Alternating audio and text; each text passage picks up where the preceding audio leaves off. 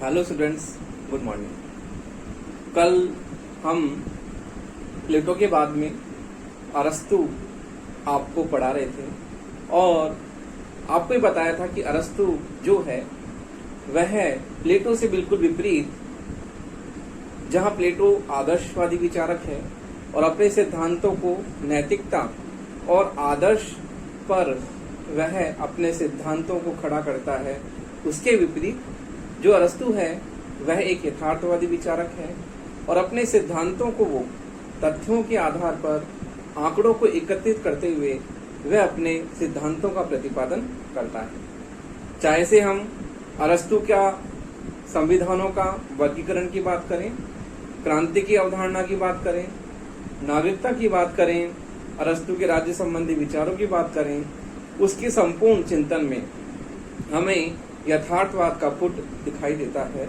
इस प्रकार हम यह कहते हैं कि अरस्तु जो है वह एक यथार्थवादी विचारक है और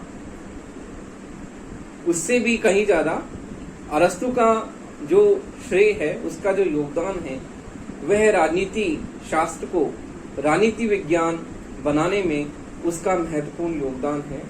इसीलिए कल हम चर्चा कर रहे थे कि अरस्तु को राजनीति विज्ञान का जनक क्यों कहा जाता है। कल बताया था आपको कि अरस्तु को राजनीति विज्ञान का जनक इसलिए कहा जाता है क्योंकि अरस्तु ने सबसे पहले राजनीति विज्ञान को एक स्वतंत्र विषय के रूप में प्रतिस्थापित किया, जहां अन्य समाज विज्ञानों में एक दूसरे से, जैसे कि आपने फर्स्ट ईयर में अंतः अनुशासनात्मक उपागम पढ़ा होगा, जिसे हम अंतः शास्त्रीय उपागम भी कहते हैं। उसका मतलब होता है कि समाज विज्ञानों में आपस में संबंध कैसा, जिस प्रकार से परिवार में हम रहते हैं और हम एक दूसरे से जुड़े हुए रहते हैं, उसी प्रकार से जो समाज विज्ञान है, जैसे हमारे शरीर के अंग जो हैं वो एक दूसरे से जुड़े हुए हैं, एक के बिना दूसरे का अस्तित्व नहीं है। इसी प्रकार से जो अरस्तु ने बात रखी वह इस प्रकार उसने बताया कि समाज जो है, समाज विज्ञानों के प्रति जो हमारा दृष्टिकोण, जो अंतःशास्त्रीय उपागम की बात करता हूं, अरस्तु की बाद में करेंगे, जो अंतःशास्त्रीय उपागम है वह ये कहता है कि समाज विज्ञानों का आपस में क्या है, अंतः संबंध है। जैसे राजनीति विज्ञान समाजशास्त्र से जुड़ा हुआ है, अर्थशास्त्र राजनीति विज्ञान से जुड़ा हुआ है, नीति शास्त्र राजनीति विज्ञान से जुड़ा हुआ है। तो जो सारे विषय एक दूसरे से क्या आपस में जुड़े हुए हैं, तो इसे हम क्या कहते हैं, अंतःशास्त्रीय उपागम। तो प्लेटो ने राजनीति विज्ञान को एक स्वतंत्र विषय के रूप में उसने जो है उसको स्थान दिलाया और सर्वप्रथम उसने 158, हम अरस्तु पढ़ रहे हैं, सर्वप्रथम उसने 158 संविधानों का तुलनात्मक अध्ययन किया और 158 संविधानों का तुलनात्मक अध्ययन करने के बाद में अरस्तु ने अपनी किताब जो लिखी, वो उसकी किताब कल मैंने बताया था आपको, पॉलिटिक्स उसने लिखी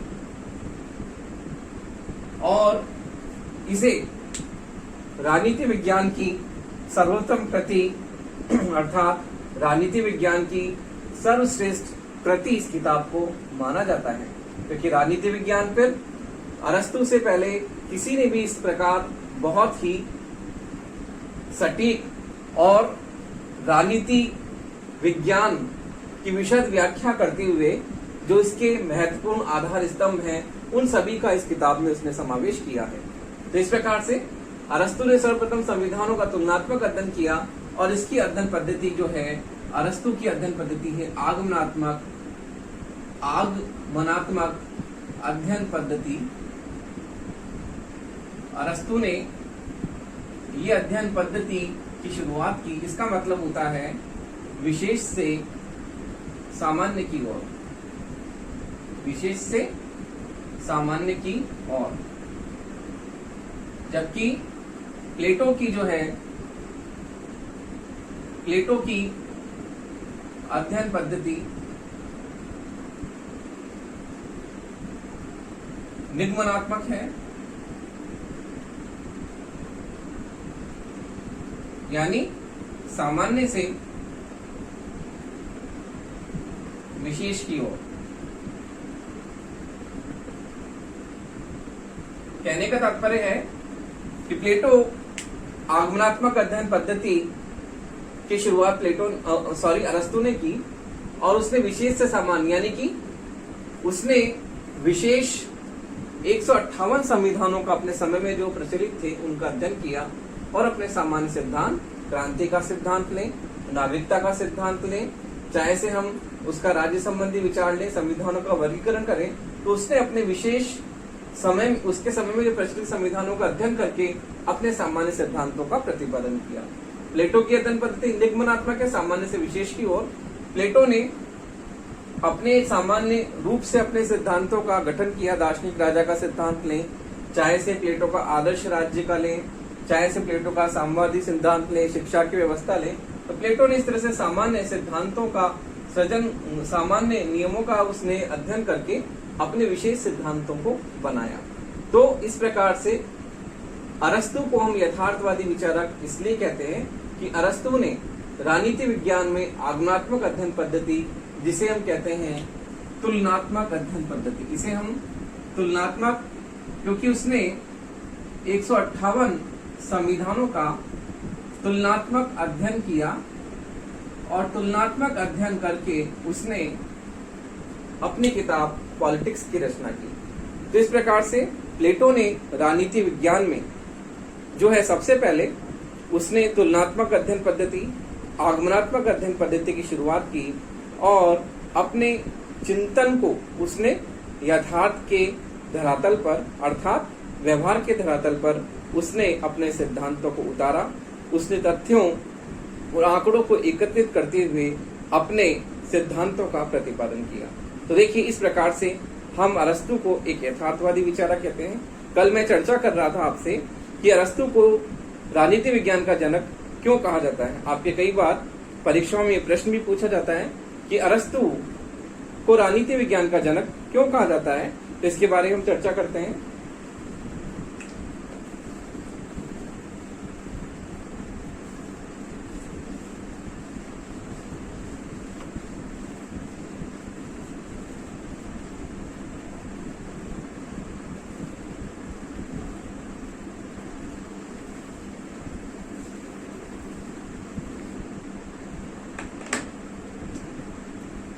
देखिए, अरस्तु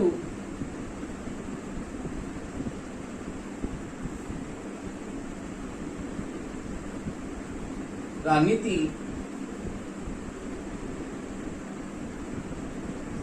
विज्ञान का जनक है। अरस्तु को राजनीति विज्ञान का जनक कहा जाता है। आपके प्रश्न आता है कि अरस्तु को राजनीति विज्ञान का जनक क्यों कहा जाता है। तो देखिए, इसका पहला पॉइंट है विषय के प्रति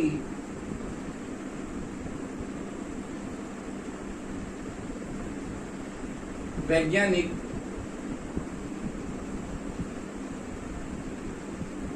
दृष्टिकोण। विषय के प्रति वैज्ञानिक दृष्टिकोण, इसको हम समझते हैं। विषय के प्रति, राजनीति विज्ञान विषय के प्रति अरस्तु ने वैज्ञानिक दृष्टिकोण की बात की। उसने सर्वप्रथम आगमनात्मक अध्ययन पद्धति, तुलनात्मक अध्ययन पद्धति का उसने सहारा लिया, और इस तुलनात्मक अध्ययन पद्धति का प्रयोग करते हुए उसने अपनी किताब पॉलिटिक्स की रचना की। तो इस तरह से विषय के प्रति उसका वैज्ञानिक दृष्टिकोण जो है वह बहुत ही महत्वपूर्ण है। राजनीति विज्ञान को उसकी एक नई देन है कि उसने राजनीति शास्त्र को राजनीति विज्ञान के रूप में पहचान दिलाई, क्योंकि उसने अपने तथ्य और आंकड़ों को एकत्रित करते हुए उसने विषय के प्रति वैज्ञानिक दृष्टिकोण को अपनाया। उसने सर्वप्रथम तुलनात्मक और आगमनात्मक अध्ययन पद्धति का सहारा लिया। दूसरा पॉइंट है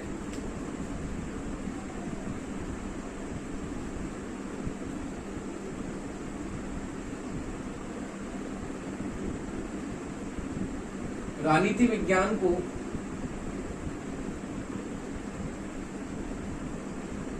स्वतंत्र विज्ञान का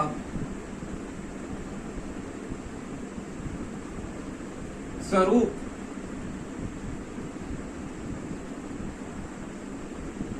प्रदान करना। राजनीति विज्ञान को स्वतंत्र विज्ञान का स्वरूप प्रदान करना। तो देखिए, अरस्तु ने राजनीति विज्ञान को स्वतंत्र विज्ञान का स्वरूप प्रदान किया, क्योंकि उसने जो अध्ययन पद्धतियों का सहारा लिया, उन अध्ययन पद्धतियों से उसने राजनीति विज्ञान को एक विषय के रूप में अलग पहचान दी, और उसका जो अध्ययन की जो भी पद्धतियां थी, वो अध्ययन की पद्धतियां परिवर्तित हुई, और इसमें भी भविष्यवाणी की संभावनाएं भी होने लगी। तो इस तरह से जो पुरानी अध्ययन पद्धतियां थी वह परिवर्तित हुई, और विषय में जो आंकड़े और तथ्य एकत्रित किए गए वो भी वैज्ञानिक स्वरूप से ही उनका चयन किया गया। तो इस प्रकार से अरस्तु ने राजनीति विज्ञान को स्वतंत्र विज्ञान का एक नया स्वरूप प्रदान किया, जो कि अरस्तु से पहले हमें देखने को नहीं मिलता। अगला है यथार्थवादी विचारक।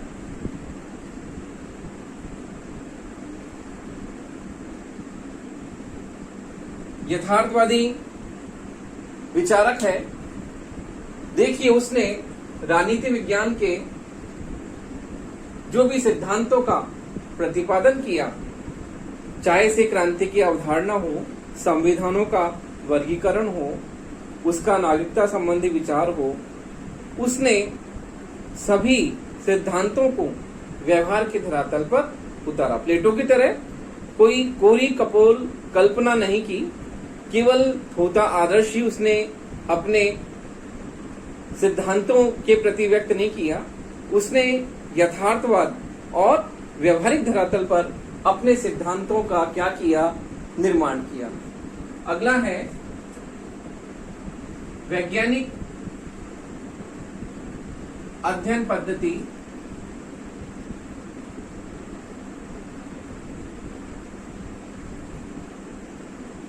आगमनात्मक और तुलनात्मक।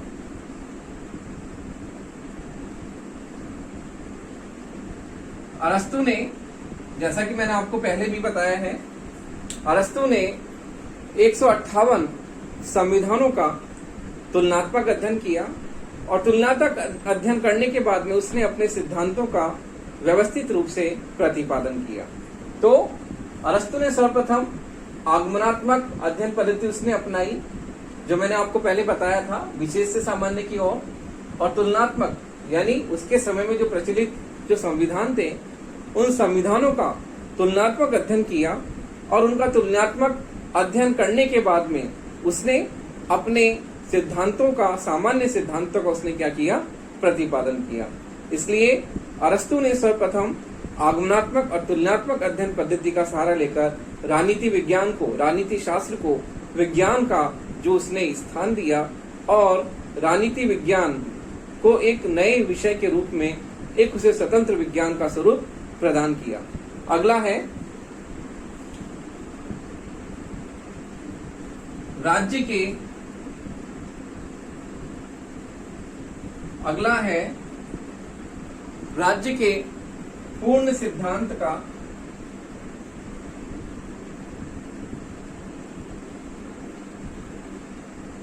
क्रमबद्ध क्रम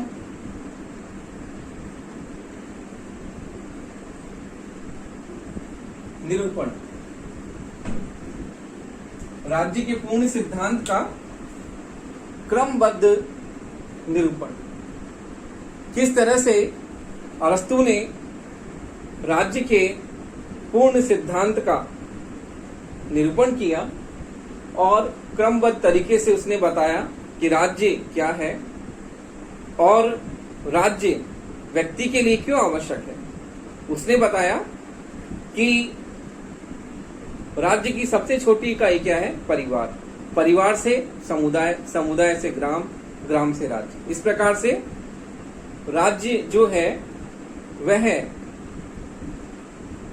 व्यक्ति के लिए बहुत ही अपरिहार्य है, आवश्यक है, और राज्य व्यक्ति का पूर्वगामी है। जिस प्रकार से व्यक्ति का धीरे धीरे उसका विकास होता चला गया, उसी प्रकार से राज्य भी धीरे धीरे बढ़ता चला गया। यह किसी समझौते का परिणाम नहीं है। राज्य एक स्वाभाविक संस्था है। जिस प्रकार से व्यक्ति का जन्म होता है, वो बड़ा होता है, बाल्यावस्था से वो आता है युवावस्था, युवावस्था से प्रौढ़ावस्था। तो इस प्रकार से जो क्रम जो चलता है, सृष्टि का जो क्रम है, उसी प्रकार से राज्य भी जो है व्यक्ति के साथ साथ ही पल्लवित और पोषित होता रहता है। इस प्रकार से राज्य एक स्वाभाविक संस्था है जो कि व्यक्ति के लिए बहुत ही अपरिहार्य और आवश्यक है। अगला है सरकार के अंगों का, सरकार के अंगों का निरूपण।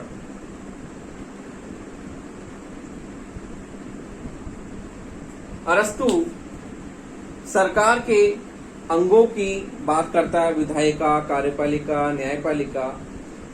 इस प्रकार से जो भी सरकार के प्रमुख अंग हैं, उनका वह विशद और व्यापक विवेचन करता है और इनके बारे में बताता है कि सरकार जो है इसके विभिन्न अंग हैं। विधायिका क्यों होनी चाहिए, कार्यपालिका क्यों होनी चाहिए, न्यायपालिका क्यों होनी चाहिए, और इन तीनों का वह बहुत ही महत्वपूर्ण सामंजस्य बताता है कि तीनों सामंजस्यता के साथ ही कार्य कर सकते हैं। इस प्रकार से प्लेटो सरकार के जो तीन अंग हैं, विधायिका, कार्यपालिका, न्यायपालिका, इनकी बात भी करता है। फिर है अगला है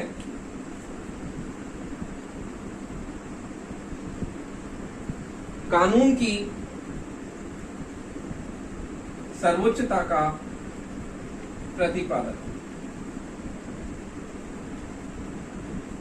कानून की सर्वोच्चता का प्रतिपादन।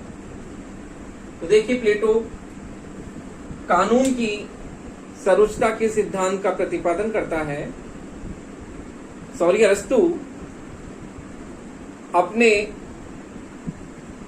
सिद्धांतों में विधि की सर्वोच्चता की बात करता है, क्योंकि वह कानून को सर्वोपरि मानता है।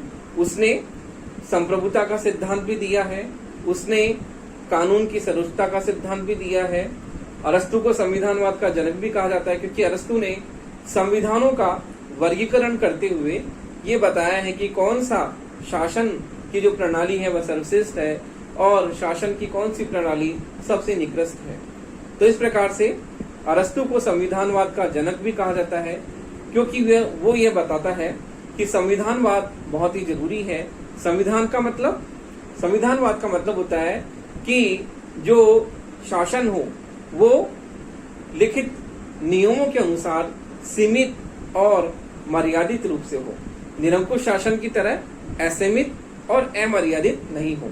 शासन लिखे हुए नियमों के द्वारा संचालन हो उसका, और जो नियम लिखे हुए हैं उनके अनुरूप जो शासन करने वाला है वह उन्हीं नियमों के अनुरूप शासन करे, और इस प्रकार से वह निरंकुश शासन के स्थान पर शासन के सीमित और मर्यादित पक्ष पर महत्वपूर्ण बल देता है।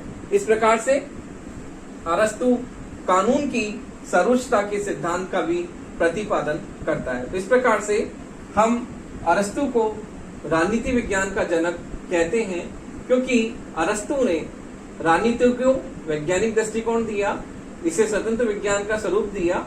वह एक यथार्थवादी विचारक है। सबसे पहले उसने राजनीति विज्ञान में वैज्ञानिक अध्ययन पद्धतियों का समावेश किया।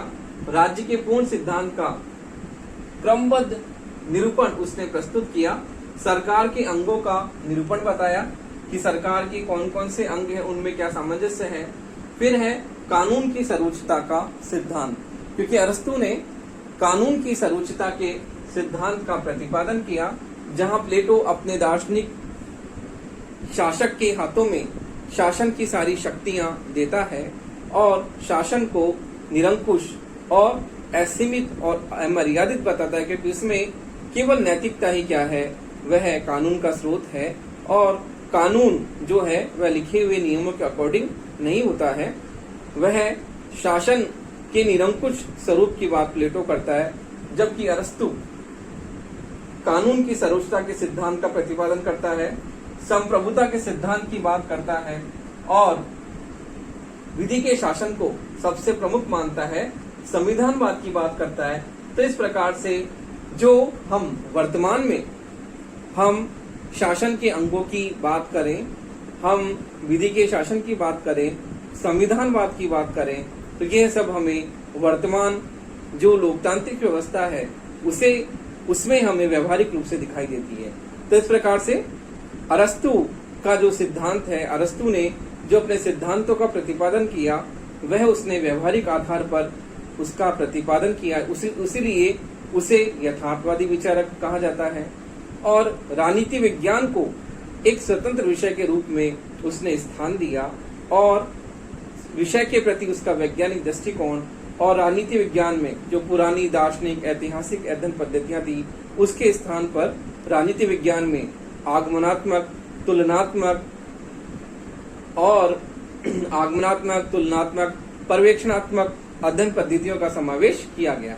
इस प्रकार से हम अरस्तु को राजनीति विज्ञान का जनक कहते हैं।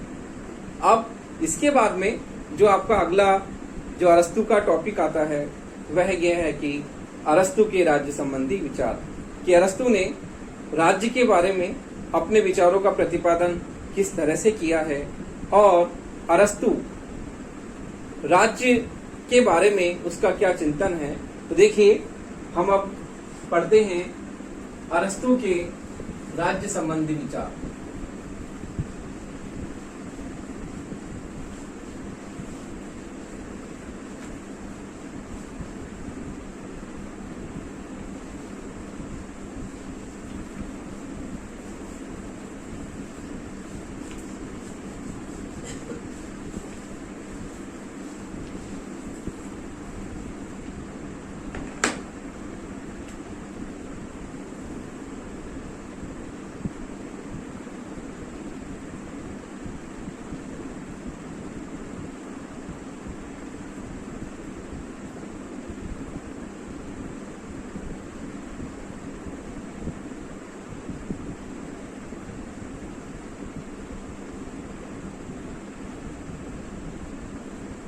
यह टॉपिक आपकी महत्वपूर्ण है और कई बार परीक्षाओं में पूछा जाता है कि अरस्तु के राज्य संबंधी विचार क्या है।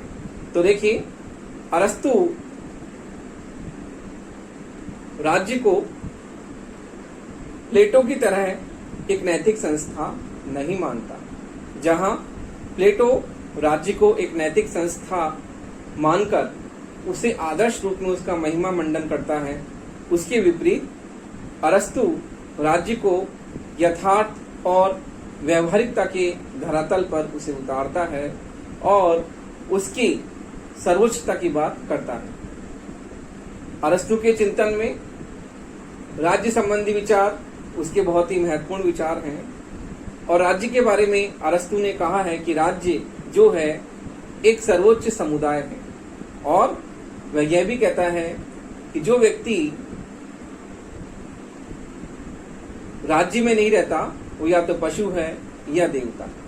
तो अरस्तु का ये कथन भी ये बताता है कि राज्य व्यक्ति के लिए क्या है, आवश्यक है और इस प्रकार वह राज्य की सर्वोच्चता के सिद्धांत का प्रतिपादन करता है और ये कहता है कि जिस प्रकार से व्यक्ति परिवार में रहता है, परिवार में रहकर अपनी आवश्यकताओं की पूर्ति करता है, परिवार उसके लिए एक स्वाभाविक संस्था है, उसी प्रकार राज्य भी क्या है, एक स्वाभाविक संस्था है और राज्य जो है वह परिवार का ही वृहत रूप है। राज्य परिवार का ही वृहत रूप है। जिस प्रकार से व्यक्ति सर्वप्रथम वह कहता है कि राज्य की सबसे छोटी इकाई परिवार, परिवार से समुदाय, समुदाय से ग्राम, ग्राम से नगर राज्य, फिर नगर राज्य से राज्य। इस प्रकार से वो कहता है कि राज्य जो है वह परिवार का वृहत रूप है। जिस प्रकार व्यक्ति परिवार में रहकर अपनी आवश्यकताओं की पूर्ति करता है और व्यक्ति के लिए परिवार बहुत ही अनिवार्य है। उसी प्रकार से राज्य भी व्यक्ति के लिए क्या है, बहुत ही अनिवार्य है और राज्य में रहकर ही व्यक्ति अपनी आवश्यकताओं की पूर्ति कर सकता है। राज्य ही उसको जो है उसके पूर्ण विकास के लिए उसे अवसर प्रदान करता है। राज्य में रहकर ही उसे शारीरिक, मानसिक, बौद्धिक उसका विकास, सर्वांगीण विकास उसका होता है। राज्य व्यक्ति को ऐसे अवसर प्रदान करता है कि व्यक्ति जो है वह उन अवसरों का फायदा उठाकर वो बहुत महत्वपूर्ण पदों पर पहुंच सकता है। इस प्रकार राज्य व्यक्ति को आवश्यक दशाएं उपलब्ध कराता है, जिन आवश्यक दशाओं में रहकर व्यक्ति अपना उन्नतर विकास कर सकता है। तो इस प्रकार से अरस्तु राज्य को व्यक्ति के लिए बहुत ही आवश्यक मानता है और ये बताता है कि राज्य की सबसे छोटी इकाई परिवार है और परिवार से ही निकलकर राज्य बना है। तो इस प्रकार से अरस्तु राज्य को व्यक्ति के लिए बहुत ही महत्वपूर्ण और आवश्यक उसके लिए बताता है। तो देखिए, राज्य का स्वरूप और विशेषताएं हम देखते हैं। अरस्तु के राज्य संबंधी विचार में अरस्तु के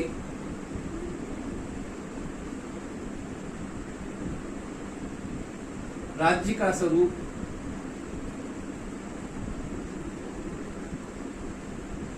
और विशेषताएं, राज्य का स्वरूप और विशेषताएं कि अरस्तु राज्य के बारे में किस तरह से सोचता है और उसके क्या विचार हैं। पहला है, राज्य स्वाभाविक समुदाय है। क्या है? स्वाभाविक समुदाय है। जिस प्रकार से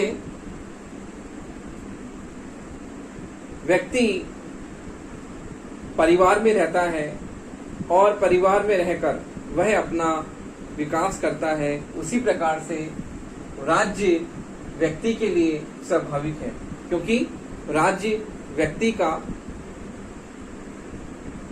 पूर्व संगठन है और इस कारण से परिवार का ही वह क्या है, वृहत रूप। इसलिए राज्य एक स्वाभाविक समुदाय है, यह किसी समझौते का परिणाम नहीं है। जिस प्रकार से हॉब्स, लॉक, रूसो मानते हैं कि राज्य समझौते के कारण उसका जन्म हुआ है और कुछ लोगों ने मिलकर समझौता किया, समाज में अशांति व्याप्त थी और उस अशांति से मुक्ति के लिए लोगों ने मिलकर एक समझौता किया और राज्य का निर्माण हुआ। लेकिन अरस्तु ये नहीं मानता, वो कहता है कि राज्य एक स्वाभाविक समुदाय है। अगला है, राज्य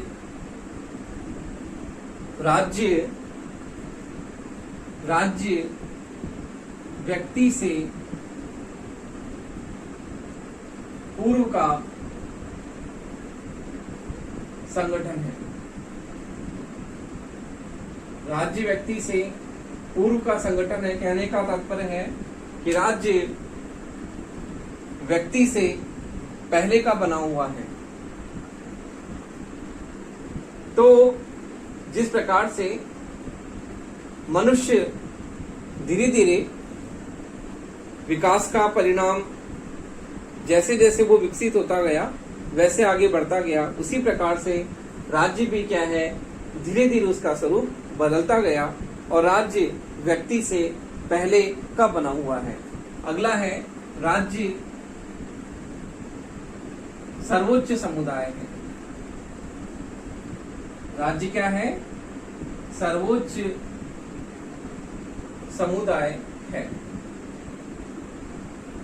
कहने का तात्पर्य है राज्य एक सर्वोपरि संस्था है और सर्वोपरि संस्था होने के कारण व्यक्ति उसके कानूनों का अनिवार्य रूप से पालन करता है और उसके कानूनों का पालन करना व्यक्ति के लिए बाध्यकारी है। यदि व्यक्ति राज्य के कानूनों का पालन नहीं करता तो वह व्यक्ति को दंडित भी कर सकता है। इसलिए राज्य जो है वह सर्वोपरि संस्था है। राज्य के आदेशों का पालन करना व्यक्ति का क्या है, नैतिक दायित्व है, और वह एक सर्वोपरि संस्था है। अगला है राज्य का स्वरूप। राज्य का स्वरूप जैविक है। राज्य का स्वरूप क्या है? राज्य का स्वरूप जैविक है। वह संपूर्ण सावयव की बात करता है। राज्य क्या है? संपूर्ण सावयव है। वो ये कहता है कि व्यक्ति व समुदाय इससे क्या है, जुड़े हुए हैं। क्योंकि जैविक स्वरूप का मतलब जिस प्रकार से हमारे शरीर के अंग एक दूसरे से जुड़े हुए हैं, एक के बिना दूसरे का अस्तित्व नहीं है, उसी प्रकार से राज्य जो है व्यक्ति और समुदाय से पूरी तरह से जुड़ा हुआ है, और एक अंग के बिना दूसरे अंग का अस्तित्व नहीं होता। उसी प्रकार से राज्य के बिना जो है वह व्यक्ति का अस्तित्व नहीं है, और शरीर के अंगों की तरह राज्य भी व्यक्ति, समुदाय, इन सब से एक दूसरे से क्या है, जुड़ा हुआ है। अगला है राज्य एक आत्मनिर्भर, राज्य एक आत्मनिर्भर संगठन है।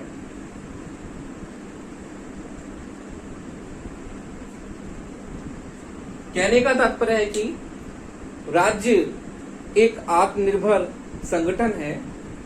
वह व्यक्ति को आत्मनिर्भर होने के लिए कुछ आवश्यक दशाएं उसे उपलब्ध कराता है, जिसमें व्यक्ति रहकर अपना शारीरिक, बौद्धिक, नैतिक, मानसिक, आर्थिक विकास व्यक्ति करता है। तो राज्य व्यक्ति को ऐसी आवश्यक दशाएं दिलाता है जिससे व्यक्ति आत्मनिर्भर हो सके। जिस प्रकार से राज्य का कार्य चिकित्सा, शिक्षा, रोजगार के अवसर व्यक्ति को दिलवाना, ये सब कार्य किसका है? राज्य का है। और राज्य जो है एक आत्मनिर्भर संगठन है, क्योंकि राज्य व्यक्ति को आत्मनिर्भर बनाने के लिए वो क्या करता है, ऐसी परिस्थितियों का निर्माण करता है कि व्यक्ति आत्मनिर्भर बन सके और उसका सर्वांगीण विकास हो सके। अगला है नगर राज्य।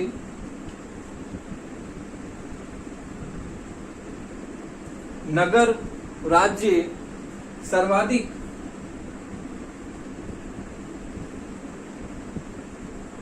राज्य सर्वाधिक श्रेष्ठ राजनीतिक संगठन है। राजनीतिक संगठन है। नगर राज्य सर्वाधिक श्रेष्ठ राजनीतिक संगठन है। इसका मतलब यह है कि अरस्तु राष्ट्रीय राज्य की बात नहीं करता है, वह अपने राज्य में ही जो नगर राज्य हैं उनको सर्वाधिक राजनीतिक संगठन, श्रेष्ठ राजनीतिक संगठन मानता है। तो इस प्रकार से अरस्तु अपने समय में प्रचलित जो अपने राज्य है उस राज्य को ही सर्वश्रेष्ठ राजनीतिक संगठन की उपमा से उसे विभूषित करता है और उसे ही अधिक से अधिक श्रेष्ठ बनाने के लिए वो प्रयास करता है। तो इस प्रकार से हम इस आधार पर यह कह सकते हैं कि अरस्तु ने अपने राज्य संबंधी विचारों का बहुत ही यथार्थवादी और बड़ा ही व्यवहारिक रूप से उसने चित्रण इस प्रकार प्रस्तुत किया है। तो अरस्तु के जो राज्य संबंधी विचार हैं वो यथार्थवादी विचार हैं और उसके विचार व्यवहार के धरातल पर हम उसके विचारों को बिल्कुल कह सकते हैं कि उसके विचार क्या हैं, व्यवहारिक हैं। उसके सिद्धांतों में जिस प्रकार से प्लेटो के सिद्धांत में हमें अव्यवहारिकता स्पष्ट रूप से दिखाई देती है, लेकिन अरस्तु के विचारों में हम कहते हैं कि उसके विचार क्या हैं, व्यवहारिक हैं। तो इसलिए अरस्तु राज्य का यथार्थवादी और व्यवहारिक चित्रण प्रस्तुत करता है और यह कहता है कि व्यक्ति के लिए राज्य बहुत ही एक अनिवार्य, एक आवश्यक संस्था है जिसमें रहकर व्यक्ति क्या कर सकता है, आत्मनिर्भर बन सकता है और व्यक्ति का सर्वांगीण विकास राज्य के द्वारा ही होता है, क्योंकि राज्य व्यक्ति को ऐसी आवश्यक दशाएं उपलब्ध कराता है जिससे उसका आर्थिक, नैतिक, बौद्धिक, मानसिक विकास राज्य में रहकर ही संभव हो पाता है।